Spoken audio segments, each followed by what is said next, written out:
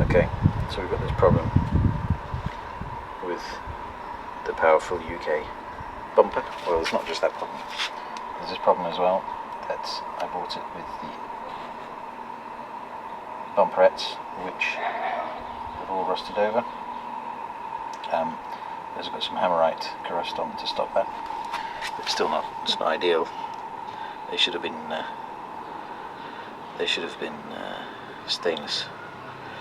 The two different, the lights as well are two different colours, and I do believe this one's sort of pointed this way, which might be right. I'll have a look at the other one in a minute, or I think they're just actually wonky in there. They're slightly different lights anyway, but one started flashing, then the other one started flashing. This one flashes on and off whenever it feels like it. This one flashes most of the time. And if we come over to the other side, you see these ones flash pretty much the same now. These ones seem to be on a bit more, but you just can't have this. Now, the other problem that I've got is I'm going to replace, this light keeps moving because this is a bit wonky, and this, I've looked at kind of doing stuff with it, but yeah, at the end of the day, I looked on a few forums and they just said they're cheap enough, replace them, so we are going to. The grill as well, well, I don't know about you, but I've always thought the horn there kind of inhibits the airflow to the intercooler. I may just be inventing that. The old Land Rover sign is a bit tired. We could do with getting that mummed up. I've got a black one for it, but if you look up here as well, you can see there's some discoloration. If we come over here, we see that it's a little bit broken. Get rid of that issue. We've got some cups to go behind these, and let's get on with it.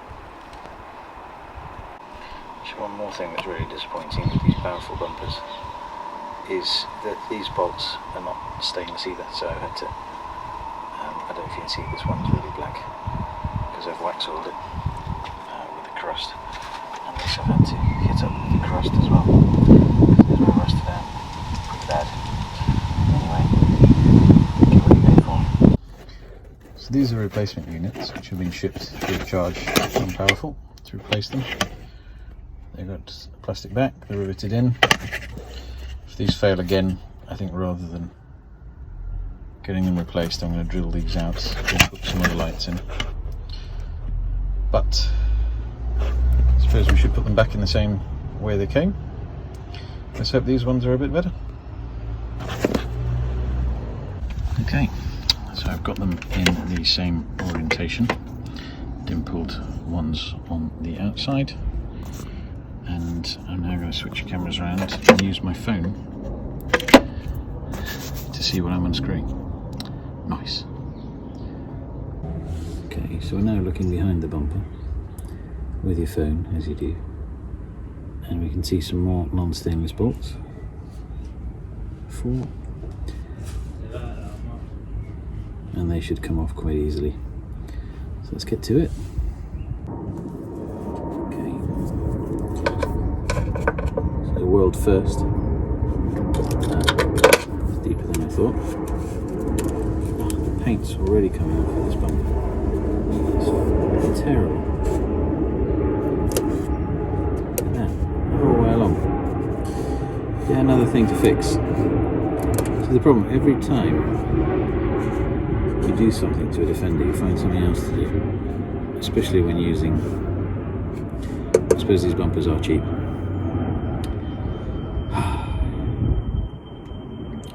Need a longer screwdriver anyway.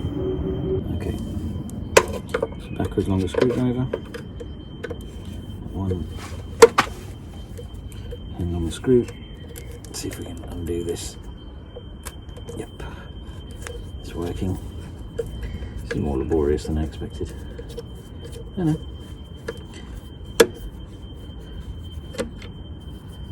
It's going to be fun getting this back in without a magnetic spine. Okay, there we go. That's little screw number 1. All rusted.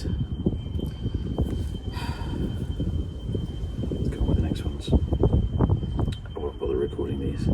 Okay, so with foam cam out again, I'll be able to undo this. This has properly been wrapped in some kind of plastic wrap, which is good. Well, I'll make it easy to get off. But, and I pulled the wires out. Well done, Paul. Oh dear. Okay, got this out this far. I'm going to have to press this little thing and pull this out, which again, very hard to do one-handed. Let's give it a go. Oh, more paint coming off. Let's look at this. This redefines crap. Okay, so we've got rid of the flicker, which is good. On the other side, still got the flicker. So one thing you should always do is make sure that the bracket that goes to the back is actually put over the wire before you plug it in. Otherwise you might feel like a bit of a moron and have to do it all again. And it falls out of its unit. Oh well, back to work. Okay, getting this first screw in is going to be fun. I opt for doing this one. Screwdriver down, try and get the first one in.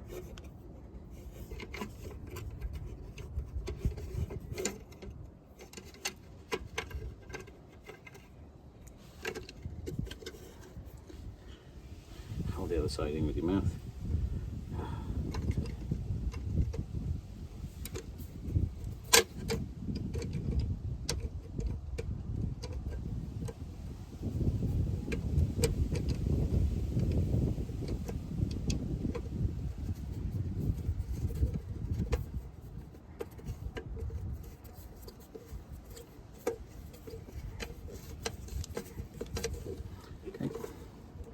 Nothing wrong with holding that in your mouth in COVID times?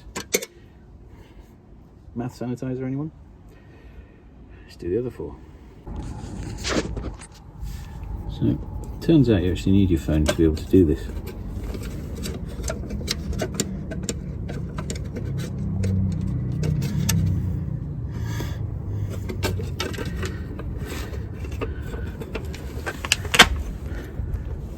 No, you don't. I don't think that can be good. Okay, we have new fronty grille and new bubble wrap, encrusted light covers, and in the back we have some pods. There we go. Some light pods in no particular order. We're going to get to it.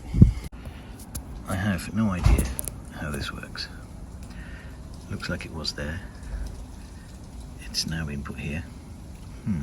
Okay, we reveal the top secret method of securing a badge on a Defender grill. Nice. So I have a brand new black one to go here. I'm a bit sad to lose the green, but let's see.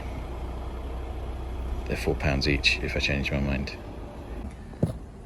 And right up against the intercooler, which seems a bit silly when over the other side where the radiator is, there's a whole gap area blocking a quarter of your radiator to not blocking it at all. So we're going to have to get into these bolts which hold it on up here and move it to the other side. Okay, this is not as easily suspected because it holds a captive nut. Moreover, the cable isn't long enough to reach the other side, so I think more coffee is needed. Okay, forget the wiring spaghetti. So you can see this actually looks like it was put in upside down at some point by mistake, because there is a huge gap there, here, at the bottom, and virtually no gap here at the top that was marked as the top. But I couldn't really work that out on the old ones, so hopefully on the new ones I can. So let's get to it. Okay, we're going to play a quick game of Spot the Difference. Now, can you tell which one has been in the car for 23 years and which one is shiny and new? It's difficult, right? My God. What is nice, however, is that it comes with this lovely rubber seal, which obviously because it's got a cup. I bought the ones with the cups and a bag. Now, I bought a pair and I don't mind admitting that I dropped this one. Now I've epoxied it, but it doesn't look like a great epoxy is stuck to this type of plastic. So let's see if it's worked or not. But I'm assuming that this is just held in and that's just something to keep the water out. So, I mean, this one was only held in with 3 or 4 screws, so yeah, but if not, I'll buy another 10 quid bucket or whatever it is. So I might put this one away and use the non-broken one first, or should I use this broken one and find out whether broken is a problem or not? These are the unexpected problems. Let's just focus on the rusty one and forget everything else. Hey, see, forgotten. Okay, so here was the old. Dun, dun, dun. Here's where new's going to be.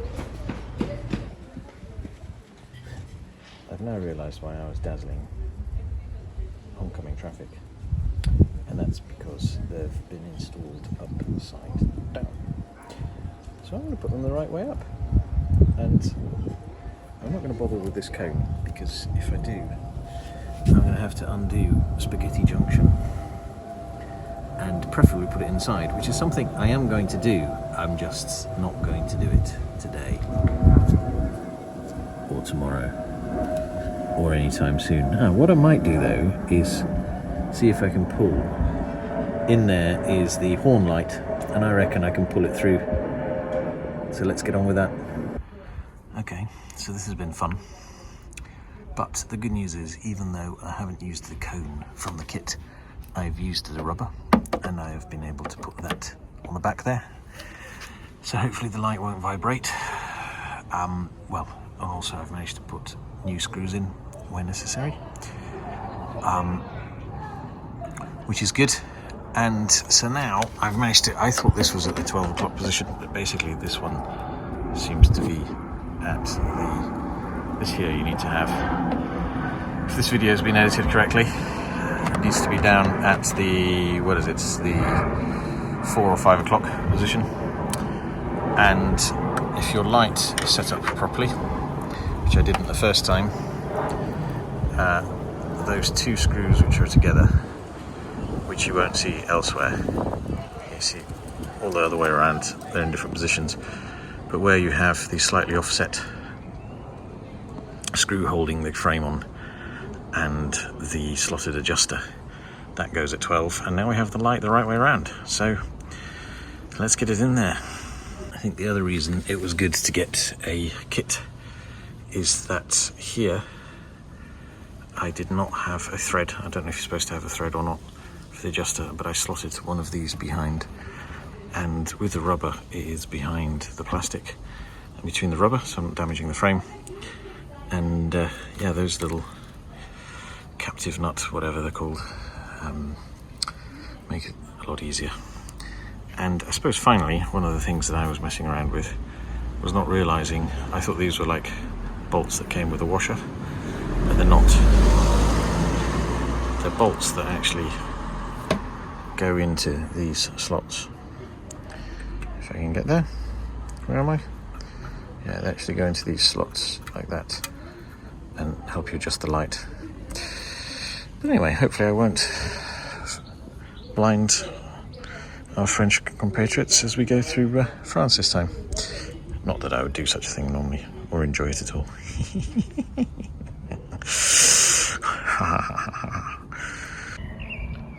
Okay, that is in. There is no bottom bolt that I can see. I mean, I'll try and get it in the other one, but I had to take this apart like 3 times while I was putting it together, and it's now all pretty secure. You can tell it's nicely damped on the rubber. The weak spot is actually the holder, but we won't go there because this all flexes. It's quite soft aluminium. But I think I do know a way to solve that, but it ain't going to be done quickly. So yeah, let's get on with the next one. I don't know if you noticed, the new ones have this kind of vent in there. I don't know if that's to let it dry out or something. But I am glad I kept the little foamy bits, because it appears that I need them for this one. What is annoying is that this is the wrong way around. It looks to me to be satin.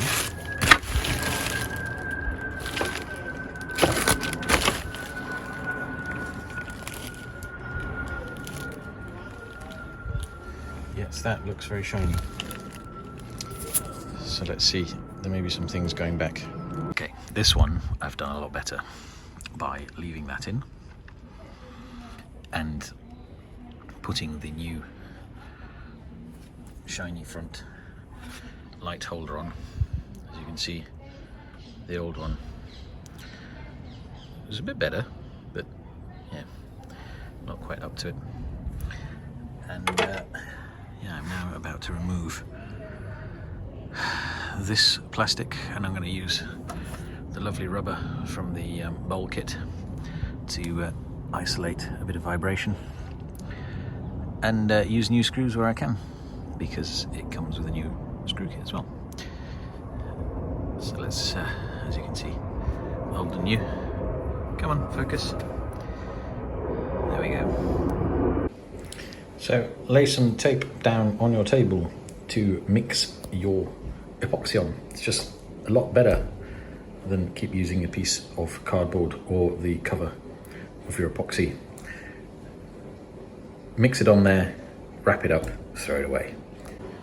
So a little bit of rubbing alcohol. I'm going to rub down, and we're going to rub down the offending area, and then we're going to use this cloth to clean up the rest of it. So it doesn't look like much, but I just cleaned the tiny surface here, either side, and this is how much crap came off, and that honestly would stop your glue sticking well, so make sure you don't skip this part.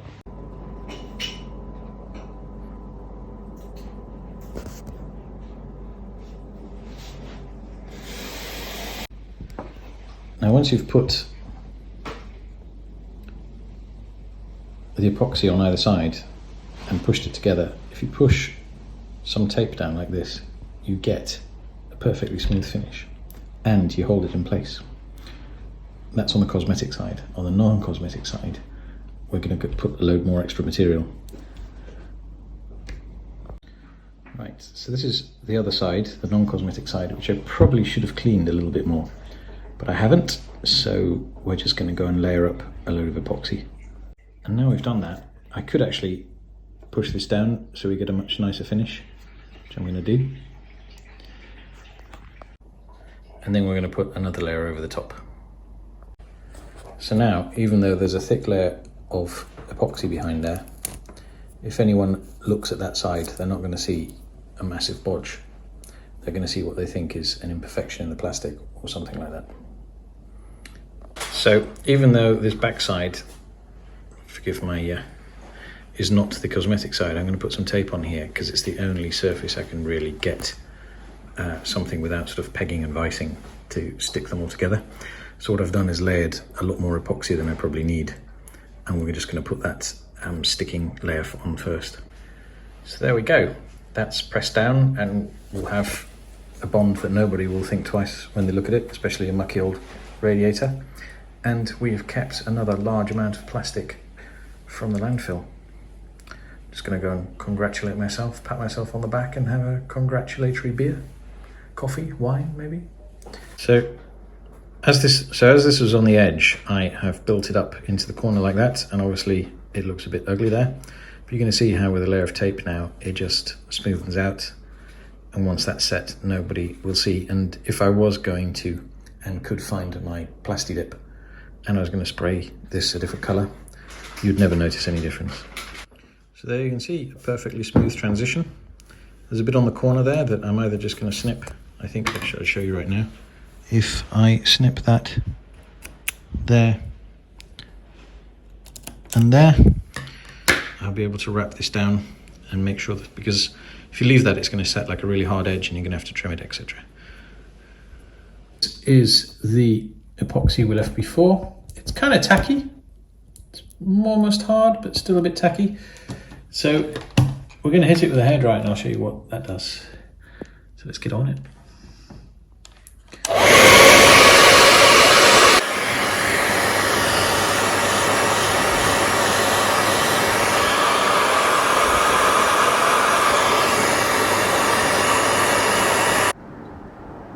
The coffee's optional, but as we can see, we have a bug-ridden front end. I haven't changed the light covers because the ones you can get now have the holes in them which are not for ventilation. They're for the new Defender style, TD5 style horns, which I don't really have or want. So I've left those. I may take them off and spray them with Plasti Dip at some point. But those lights have been down to France and back and covered in bugs. The lights just work. I got compliments from people. I haven't put the sign back on because I haven't had time, but that's going on. I may also respray the grille with Plasti Dip. You can see the wires hanging there loose from the horn extension, which I haven't shown you. I bought a extension cable that allows you to put the two horns on to make the TD5 kit, but that allowed me to just stretch the cable further over and put the horn there. And I don't know if you can see, but the lights just sit so much better now, and the powerful UK lights are still working fine 2,500 kilometers later, but I'll keep you updated and see you in the next one. I better get my coffee now.